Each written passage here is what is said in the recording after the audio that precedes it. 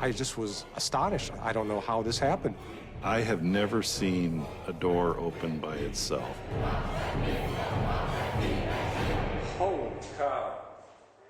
Oh my goodness.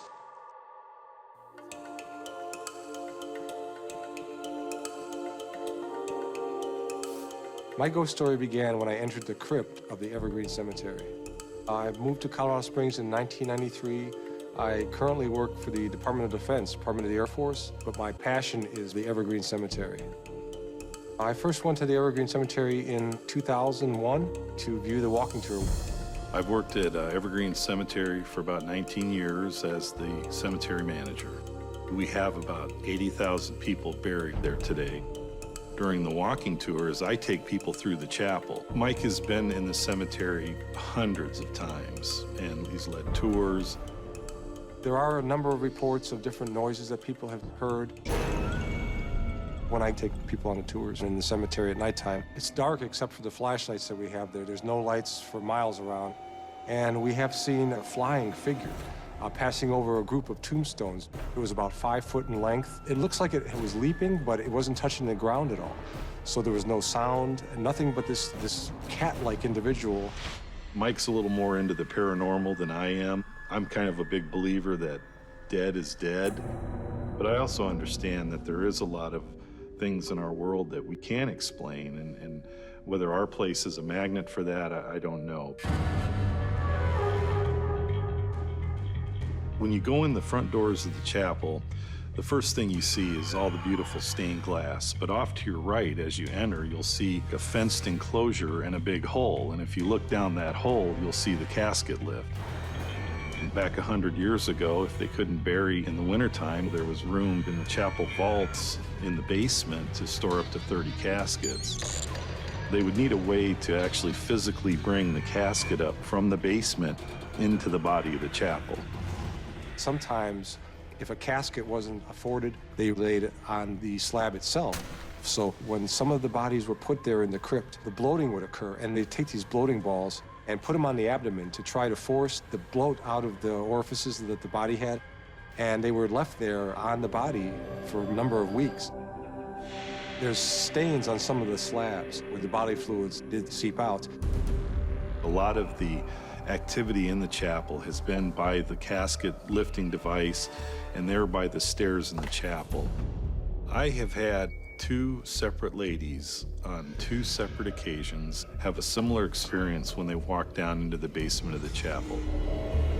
As they came down the stairs, they felt like a cold blast, negativity went through them.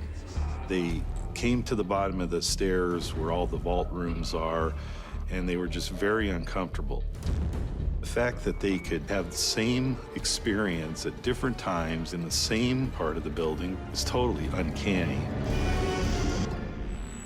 Will told me about this one area of the chapel where there's a lot of activity.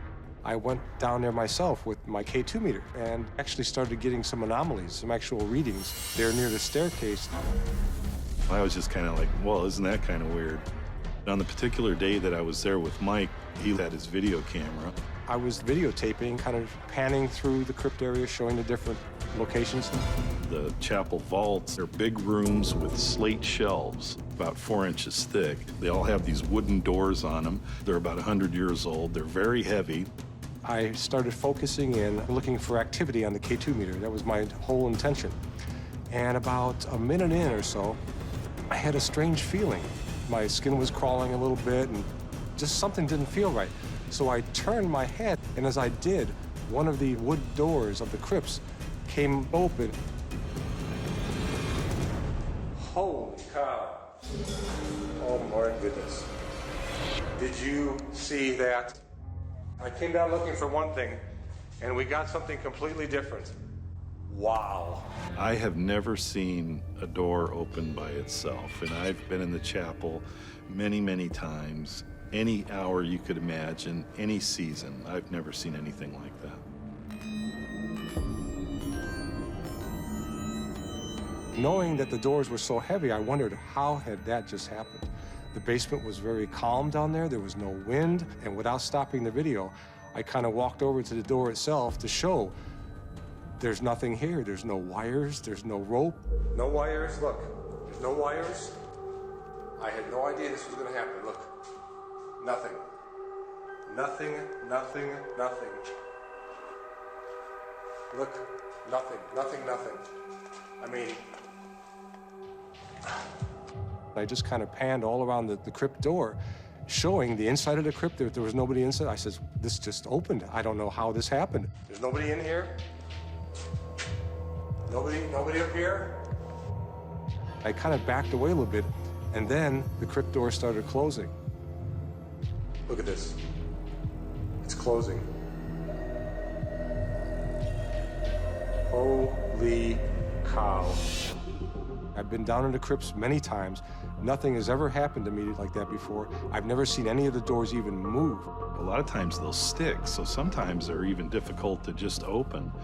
And the fact that it just kind of swang open and just real quietly, no creaking or anything, it really caught us by surprise.